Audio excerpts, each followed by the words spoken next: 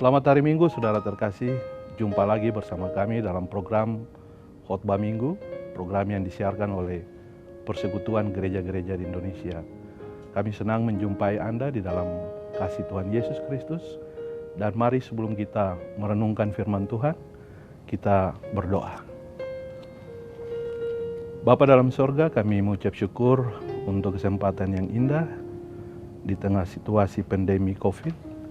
Kami tetap menaikkan syukur kami kepadamu karena kami percaya Engkau Tuhan yang besar, yang adil, yang sempurna dalam hidup kami. Ketika kami akan membaca firman-Mu dan merenungkannya, ajarkan kami untuk terus dapat memahami dan menyelami apa yang Tuhan kehendaki lewat firman Tuhan di saat ini. Kami sambut dengan ucapan syukur kepada Allah Bapa di sorga dalam nama Yesus firman kehidupan. Amin. Saudara kekasih, firman Tuhan yang ingin kita bacakan di kesempatan ini terambil dari Yohanes pasal 14 ayat 1 sampai yang ke-14. Saya akan bacakan bagi saudara sekalian. Rumah Bapa, janganlah gelisah hatimu, percayalah kepada Allah, percayalah juga kepadaku.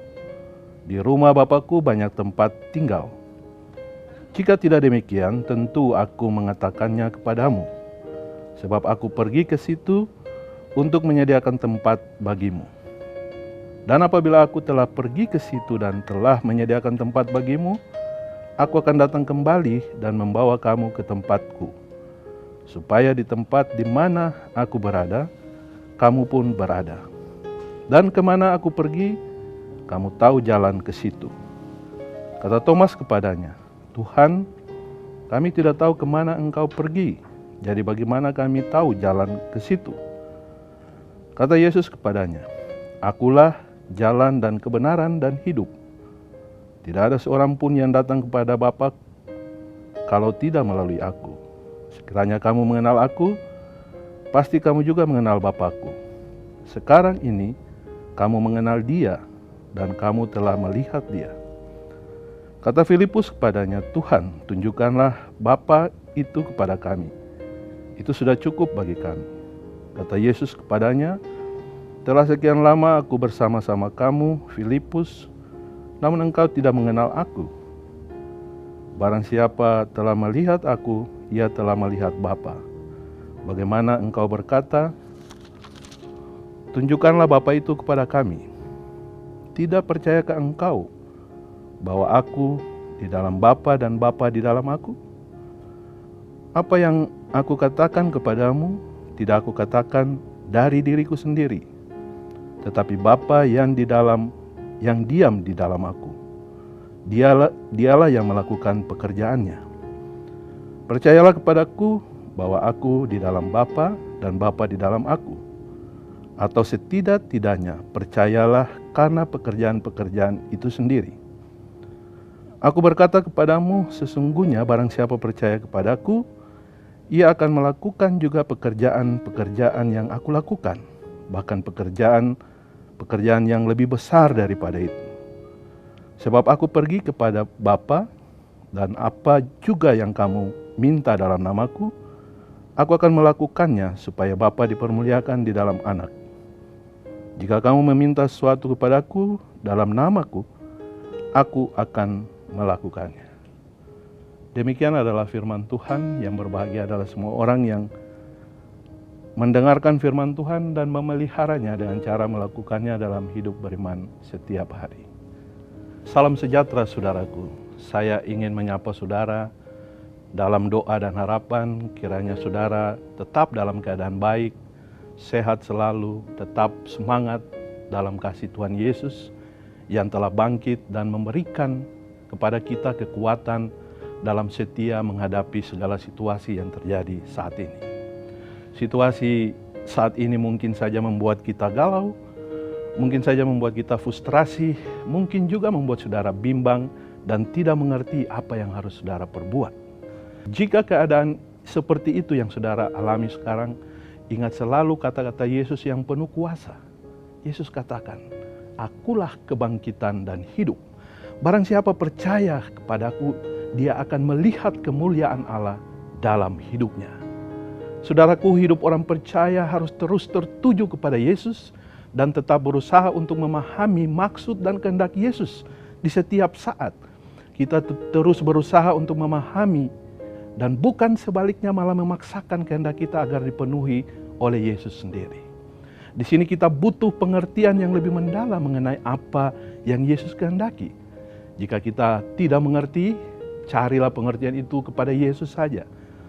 Kita pasti akan menemukan jawaban di sana. Jangan terus hidup dalam pengertian dan kehendak kita sendiri, sebab jika itu terjadi, kita tidak akan menemukan jawaban apa-apa, jawaban yang pasti, dan tentunya kita akan semakin salah memahami agenda Tuhan dalam hidup kita.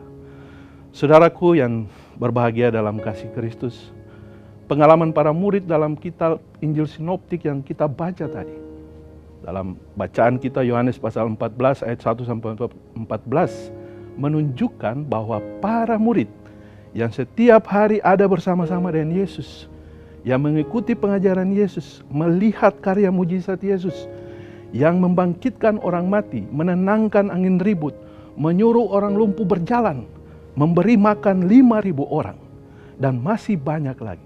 Itu pun tidak dapat menjamin bahwa mereka mengenal dan mengerti apa yang menjadi kehendak Allah secara baik. Alasannya sederhana saja, saudaraku, karena mereka memaksa cara berpikir mereka untuk menjadi cara berpikir Allah. Padahal yang mestinya terjadi adalah bagaimana saudara dan saya kita dapat menyelami kehendak Allah yang bebas dalam karyanya bagi manusia. Karena itu kita bisa mengerti sekarang ketika dalam satu dialog dengan Petrus, Tuhan Yesus sangat keras menegur Petrus dengan mengatakan, "Enyalah iblis, engkau satu batu sandungan bagiku." Bukan lagi Petrus yang adalah batu karang yang teguh, tapi sekarang Yesus berkata kepadanya, "Enyalah iblis, sebab engkau satu batu sandungan bagiku, sebab engkau tidak memikirkan apa yang dipikirkan oleh Allah, melainkan apa yang dipikirkan oleh manusia." Saudaraku, dalam pasal sebelumnya, pasal 13, Yesus dan Petrus melakukan sebuah dialog. Petrus bertanya kepada Yesus, "Tuhan, kemana engkau akan pergi?" Yesus katakan kepada Petrus, "Ke tempat aku pergi, engkau tidak dapat mengikutiku sekarang, tetapi kelak engkau akan mengikuti aku." Petrus masih terus mengotot dan bertanya kepada Yesus, "Tuhan, mengapa aku tidak dapat mengikutimu sekarang? Aku akan memberikan nyawaku bagimu." Lalu Yesus berkata kepada Petrus, saudara, "Engkau akan memberikan nyawamu bagiku?" Lagi kata Yesus kepada Petrus, "Aku berkata kepadamu, sesungguhnya sebelum ayam berkokok, engkau telah menyangkal aku 3 kali." Saudaraku, di sini kita belajar bukan untuk semangat saja yang perlu. Banyak orang ingin mendemonstrasikan semangat mereka seperti, bahkan lebih seperti dari Petrus, dan mereka meninggalkan pengertian tentang kemuliaan Allah. Mereka mungkin menyangka bahwa mereka berbuat demikian untuk Tuhan. Saudaraku, pada titik ini kita harus sangat berhati-hati karena kita bisa terjebak pada kemuliaan diri sendiri dan bukan pada mencari kemuliaan Allah. Saudaraku, carilah kemuliaan Allah, bukan kemuliaan diri sendiri. Kemudian pada dialog yang lain, pada ayat 5, dalam dialog antara Yesus dengan Thomas, Thomas bertanya kepada Yesus, jalan menuju tempat kepergian Yesus. Saudara, Yesus yang sudah menghibur para murid, Yesus juga yang sudah meyakinkan mereka. Yesus berkata kepada Thomas, "Percayalah kepada Allah, percayalah juga kepadaku." Namun hal itu mungkin belum cukup meyakinkan bagi Thomas, juga bagi para murid yang lain, dan mungkin bagi saudara dan saya. Thomas atau yang biasa disebut peragu ini sering mewakili sikap iman orang zaman sekarang yang masih meragukan mujizat kebangkitan Yesus, karya penyelamatan Allah bagi dunia ini. Atau barangkali Thomas dan murid-murid Yesus dan termasuk saudara dan saya tidak ingin melihat Yesus menempuh jalan salib, karena bagi sebagian besar orang Yahudi, Mesias yang dinantikan adalah yang datang dengan mahkota emas, bukan dengan mahkota duri. Yang menarik di sini adalah jawaban Yesus kepada Thomas. Yesus berkata kepada Thomas, "Akulah jalan, kebenaran, dan hidup.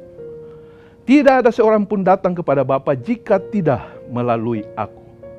Ini adalah sebuah deklarasi teologi dari anak Allah yang hidup.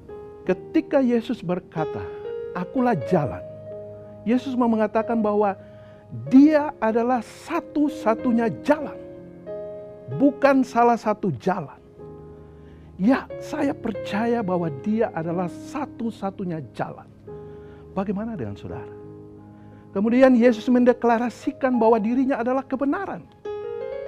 Ya, kebenaran satu-satunya dan bukan salah satu kebenaran. Yesus adalah kebenaran satu-satunya. Kebenaran karena apa yang diajarkan oleh Yesus itu juga yang dilakukan atau diperbuat oleh Yesus sendiri.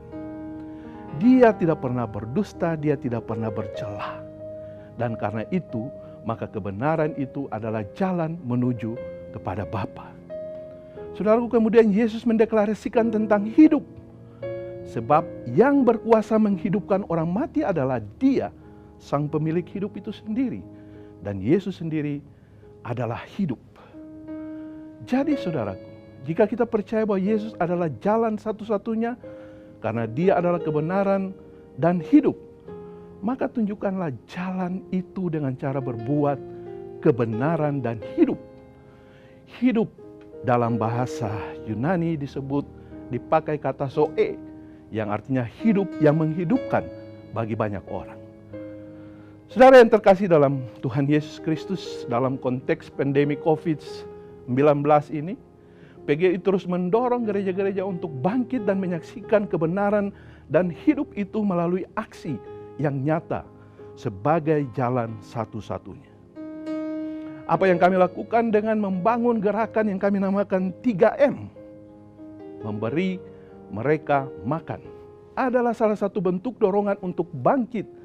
Gereja harus bangkit, gereja tidak boleh tidur, dan harus peduli dengan sesama, sama seperti Yesus sudah lakukan kepada kita. Jangan biarkan ruang gereja Anda menjadi sepi dari karakter pelayanan Yesus yang sesungguhnya. Justru gereja harus menjadi tempat bagi pelayanan kemanusiaan. Kita tentunya juga senang mendengar beberapa gereja Tuhan yang sudah melakukan aksi yang sama.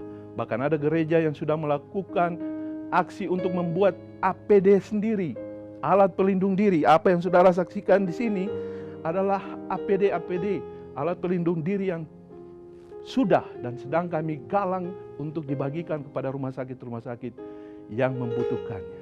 Ada banyak gereja yang sudah terus melakukan upaya bersama pemerintah guna memutus mata rantai penyebaran COVID-19 dengan menghindari banyak publikasi. PGI juga terus menggalang bantuan dan memberi makan kepada banyak orang.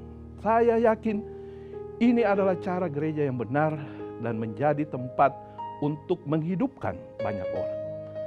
Gereja yang memberi spirit kehidupan dan bukan spirit kematian bagi banyak orang.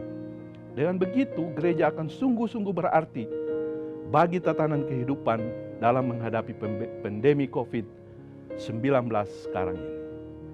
Saudaraku, dan untuk semua itu, biarlah hanya Allah yang dimuliakan.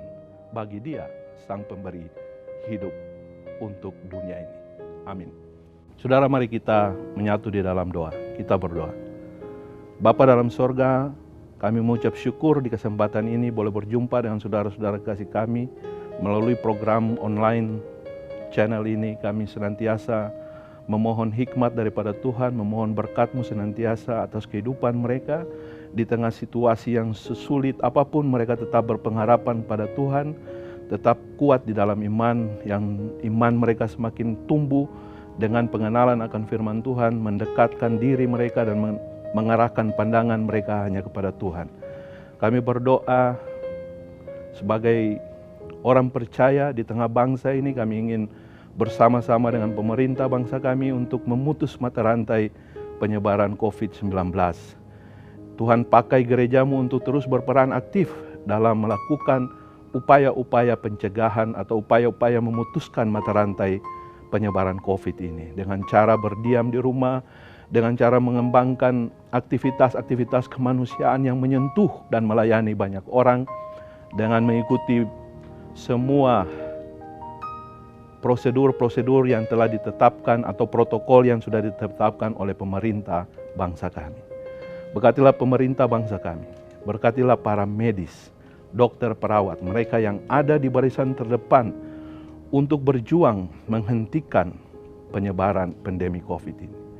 Di atas semuanya itu kami tetap memohon kepadamu, biarlah kuasa Roh-Mu yang kudus, kuasa yang besar, yang senantiasa kami yakini di dalam hidup kami, akan menghentikan badai, akan terus bekerja melalui anak-anak-Mu untuk menerjemahkan kasih setia Allah.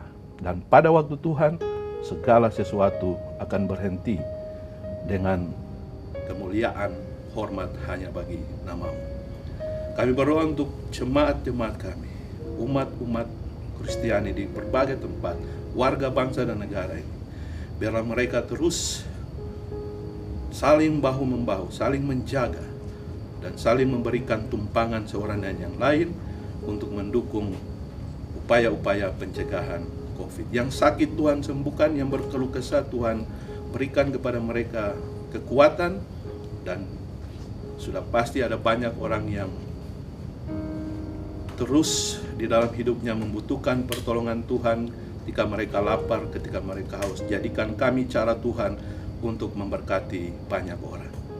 Ampuni dosa dan kesalahan kami. Kami sungguh bersyukur untuk kesempatan ini. Biarlah nama Tuhan senantiasa dipuji dan dipermuliakan, kini dan selama-lamanya. Amin. Bersama Yesus ku tetap teguh, tak goyah imanku kepadanya. Lewati gunung, bukit dan lembah, tanganku dipegang erat. Bersama Yesus ku tetap teguh, tak goyah imanku kepadanya. Meskipun badai hidup menerpa, tanganku dipegang erat. Ketika arah hidupku sesat, dituntunnya ke jalan yang benar. Meskipun jatuh aku tak rebah, dengan lembut ditopangnya. Firman-Nya ku pegang erat, menjadi sulur bagi langkahku. Berjalan di lembah